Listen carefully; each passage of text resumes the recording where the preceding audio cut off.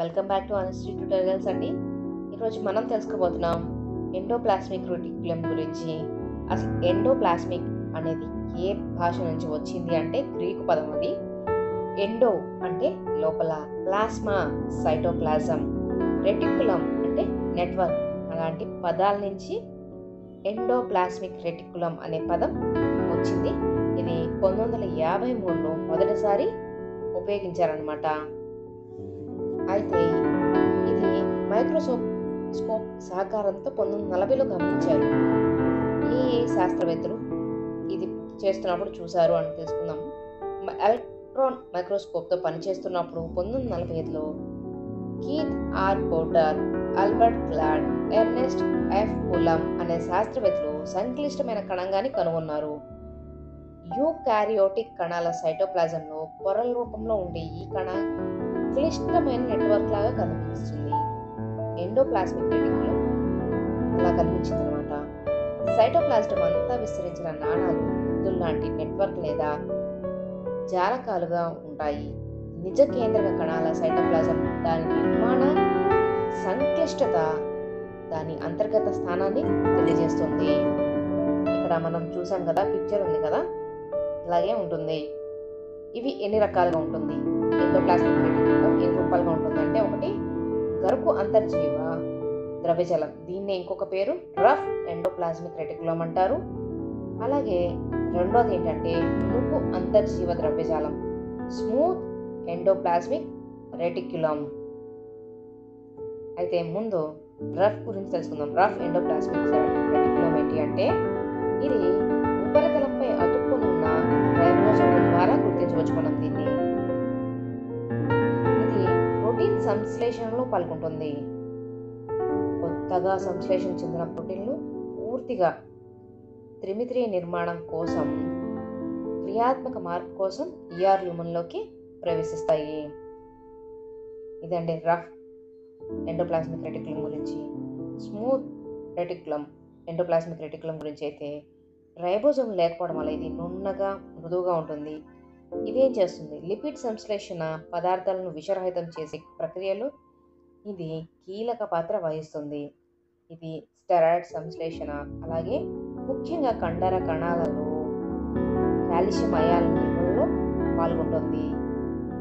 ఇది ఏఆర్ ఆవిష్కరణ, గుర్తింపు, కణ జీవశాస్త్ర రంగాన్ని గణనీయంగా అభివృద్ధి చేసింది. కణం పనితీరు, సంస్థాగత నిర్మాణానికి అవసరమైన కణాంతర రవాణా, వివిధ జీవ రసాయన చర్యల యాంత్రిక సక్రమంగా జరగడానికి స్మూత్ ఎండోప్లాస్మిక్ రెటిక్యులం చేస్తుంది. ఎండోప్లాస్మిక్ రెటిక్యులం నిర్మాణం ఎలా ఉంటుందంటే, త్వచ నిర్మిత జాలకం అంటే ఎండోప్లాస్మిక్ రెటిక్యులం ఒక నిరంతర పొర వ్యవస్థను కలిగి ఉంటుంది. అది ఒక పొరను కలిగి ఉంటుంది. అది ఎలా ఉంటుంది, సైటోప్లాజం అంతా విస్తరించి ఉండి చదునైన సంచుల లేదా నాళాలు, వెసికల్ నెట్వర్క్ను ఏర్పరుస్తుంది. ఈ పొర సైటోసోల్ లేదా అంతర్గత ల్యూమన్ లేదా సిస్టనల్ స్పేస్ను వేరు చేస్తుంటుంది అనమాట.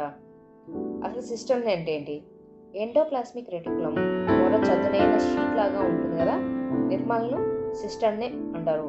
ఇవి ఆర్ఈఆర్ నిర్మాణంలో కూడా పేర్చినట్లుగా ఉంటాయి. న్యూక్లియర్ ఎన్వలప్తో ఉన్న సంబంధం ఏంటి, న్యూక్లియర్ ఎన్వలప్ బయట పొర ఎండోప్లాస్మిక్ రెటిక్యులం పొరతో అనుసంధానితమై ఉంటుంది. ఇది న్యూక్లియస్ లేదా కేంద్రకం ఈఆర్ మధ్య కమ్యూనికేషన్కి అనుమతినిస్తుంది అనమాట. మనకి ఇక్కడ కనిపిస్తుంది కదా న్యూక్లియస్. తర్వాత ఆర్ఈఆర్ ఎస్ఈఆర్ మధ్య క్రియాత్మక సంబంధం ఎలా ఉంటుంది, నిర్మాణాత్మకంగా భిన్నమైనప్పటికీ ఆర్ఈఆర్ ఎస్ఈఆర్ పరస్పరం అనుసంధానితమై క్రియాత్మకంగా ఏకీకృతమై ఉంటాయి కదా. అలాగే ఆర్ఈఆర్లో సంశ్లేషణ చెందిన ప్రోటీన్లు లిపిడ్ సవరణ లేదా తదుపరి కార్యాచరణ కోసం ఎస్ఈఆర్కి రవాణా అవుతూ ఉంటాయి. ఇందులో రెండు రకాలుగా ఈఆర్లు గాలికి ఉపకరణ పదార్థాలను తరలించే రవాణా వెసికల్స్గా ఏర్పడడానికి దోహదం చేస్తాయి. అలాగే ఎండోప్లాస్మిక్ రెటిక్యులం దాని యొక్క విధులు ఏంటి, ఆర్ఈఆర్ అంటే రఫ్ ఎండోప్లాస్మిక్ రెటిక్యులం ఏం చేస్తుందంటే, దాంతో జత చేసిన రైబోజోమ్ను ప్రోటీన్ల సంశ్లేషిస్తాయి అనమాట. అందుకే రైబోజోమ్ని ప్రోటీన్ల ఫ్యాక్టరీ అంటారు. గుర్తుంచుకోండి, ఇది చాలా ఇంపార్టెంట్. ప్రోటీన్ల తదుపరి ప్రాసెసింగ్ కోసం ఈఆర్ ల్యూమన్కు రవాణా అవుతాయి. ప్రోటీన్ ఫోల్డింగ్ సవరణ ఎక్కడ జరుగుతుందంటే ER లో మాత్రమే జరుగుతుంది. హ్యూమన్ లోపల కొత్తగా సంశ్లేషణ చేసిన ప్రోటీన్లు చాకోలిన్ ప్రోటీన్ల సహాయంతో సరైన 3D ఆకారంలోకి మారుతుంటాయి. అవి గ్లూకోజలేషన్ లాంటి మార్పులకు కూడా లోనవుతాయి. అలాగే నాణ్యత నియంత్రణ ఇంద్రియగా సరిగ్గా నిర్మితమైన రూపాంతరం చెందిన ప్రోటీన్లు మాత్రమే గాలికి ఉపకరణానికి రవాణా అవుతాయని ER నిర్ధారిస్తుంది. త్రిమితీయంగా తప్పుగా నిర్మితమైన ప్రోటీన్లు క్షీణిస్తాయి. ఏవైతే ట్రయాంగులర్ షేప్లో కరెక్ట్గా ఉంటాయో అవి మాత్రమే గాలికి ఎపాటస్కి వెళ్ళిపోతుంది. కానీ వాటిని ER అక్కడే క్షీణించేలా చేసేస్తుంది. లిపిడ్ సిన్సిస్ అనేది ఫాస్ఫోలిపిడ్లు కణత్వచాలోని ప్రధాన భాగాలు వంటివి. కొలెస్ట్రాల్తో సహా వివిధ లిపిడ్ల సంశ్లేషణం ఇక్కడ జరుగుతుంది. ER జరుగుతుంది. తర్వాత నిర్విషీకరణ కాలేయ కణాలను డ్రగ్స్, ఆల్కహాల్ లాంటి హానికరమైన పదార్థాలు ఉంటాయి కదా, నిర్విషీకరణ చేయడంలో ఇది స్మూత్ ఎండోప్లాస్మా రెటిక్యులం బాగా ముఖ్యమైన పాత్ర పోషిస్తుంది అనమాట. కాల్షియం నిల్వ కండర కణాలను SCRలు సంకోచించడానికి అవసరమైన కాల్షియాన్ని కూడా అయాన్ల నిల్వ ఉంచుతుంది. అలాగే విడుదల కూడా చేస్తుంది. కాలేయ కణాలను గ్లైకోజన్ విచ్ఛిన్నం చేయడంలో కూడా స్మూత్ ఎండోప్లాస్మిక్ రెటిక్యులం పార్టిసిపేట్ చేస్తుంది అనమాట. తర్వాత దీనికి సంబంధించిన పనితీరుకు సంబంధించిన వ్యాధులు వస్తాయి కదా, ఎండోప్లాస్మిక్ రెటిక్యులం పనితీరుకు సంబంధించిన వ్యాధుల గురించి తెలుసుకుందాము. ER విధులకు అంతరాయం ఏర్పడినప్పుడు రకరకాల వ్యాధులు దారితీస్తుంది. అవి ఏమిటియో మనం తెలుసుకుందాం ఇప్పుడు. అందులో మొదటగా అమిలాయిడ్ బీటా లాంటి తప్పుడు త్రిమితీయ నిర్మాణాన్ని కలిగిన ప్రోటీన్లు ER ప్రతిఫలానికి కారణమవడంతో న్యూరాన్లు మరణానికి దారితీస్తుంది. ఇది మొదటిది. రెండోది ఇన్సులిన్ నిరోధికత బలహీనమైన గ్లూకోజ్ తెలుసుకోవడం ప్యాంక్రియాటిక్ బీటా కణాల్లో ER ప్రతిఫలానికి దారితీస్తుంది. ఇది ఇంకొక సమస్య. ఎండోథెలియల్ కణాల్లో ఆక్సీకరణ ఒత్తిడి వాపు ER స్ట్రెస్ ప్రతిఫలాన్ని రేపిస్తాయి. ఇది ఫలకం ఏర్పడడానికి దోహదం చేస్తుంది. అలాగే ఎథెరోస్క్లైసిస్ కు కారణమవుతుంది. ప్లాస్మా కణాల్లోని సరికాని త్రిమితీయ నిర్మాణాన్ని కలిగిన ఇమ్యునోగ్లోబులిన్ ప్రోటీన్లు చేరడంతో ER ప్రతిఫలాన్ని కలిగిస్తుంది. ట్యూమోరజెనిసిస్ కు మల్టిపుల్ మైలోమాకు దారితీస్తుంది. అలాగే ఇప్పుడు మనం ప్లాస్మిక్ రెటిక్యులం రైబోజోములతో సంబంధం కలిగి ఉంటుందంటే గరుకు ER. మృదువైన ఎండోప్లాస్మిక్ రెటిక్యులం స్మూత్ రెటిక్యులం ప్రాథమిక విధి ఏంటి అంటున్నారు. దానికి సరైన సమాధానం లిపిడ్ సంశ్లేషణ. ఏ ఇతర అవయవాలతో ER నిరంతరంగా ఉంటుంది?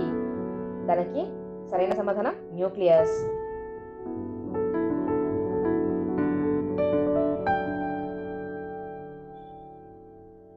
కింది వాటిలో ఏది గరుకు ఎండోప్లాస్మిక్ రెటిక్యులంలో సంభవిస్తుంది అంటున్నారు. దానికి సరైన సమాధానం ప్రోటీన్ ఫోల్డింగ్ లో. ఎండోప్లాస్మిక్ రెటిక్యులం నిర్మాణ ఫ్రేమ్ వర్క్ ప్రధానంగా దేనితో నిర్మితమై ఉంటుంది అంటున్నారు. దానికి సరైన సమాధానం సిస్టర్లు. ఇప్పుడే కదా మనం చదువుకున్నాము. కింది వాటిలో ఎండోప్లాస్మిక్ రెటిక్యులం విధి కానిది ఏది అంటున్నారు. తన పని కానిది ఏంటి అంటే దానికి సరైన సమాధానం లిపిడ్ జీవక్రియ. సరైన సమాధానం.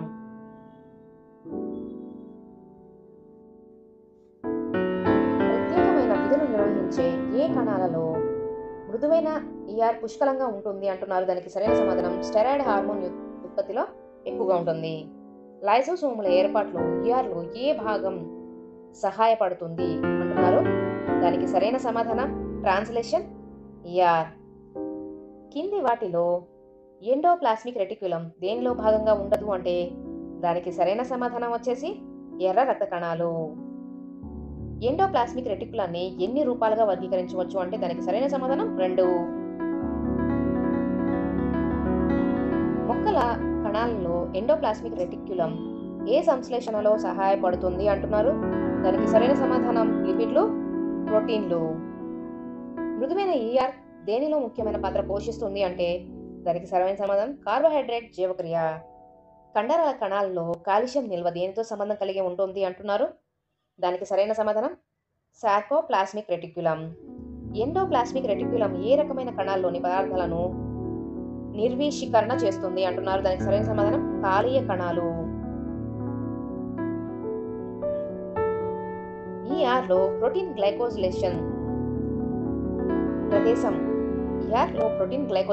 ప్రదేశం ఏది అంటే దానికి సరైన సమాధానం ల్యూమన్.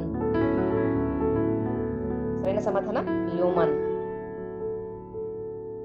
లైసోసోమ్ల ఏర్పాట్లు ERలో ఏ భాగం సహాయపడుతుంది అంటే ట్రాన్సిషనల్ ER. ఇది అండి మొత్తం ఎండోప్లాస్మిక్ రెటిక్యులం గురించి. థ్యాంక్స్ ఫర్ వాచింగ్ అనుష్టు ట్యుటోరియల్స్.